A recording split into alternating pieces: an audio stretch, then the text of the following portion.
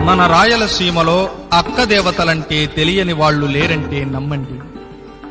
పెద్దవీరమల్లమ్మ, నాగమునెమ్మ, శివనాగమునెమ్మ, నిత్య పూజమ్మ, అగ్నిగనిక, దేవగనిక, చిన్నవీరమల్లమ్మ, బాలుడు బండయ్య.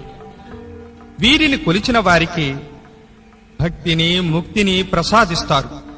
మరి ఈ అమ్మవార్లలో పెద్దవారైన పెద్దవీరమల్లమ్మను భక్తులు ఏ విధంగా స్తుతించారో విందామా?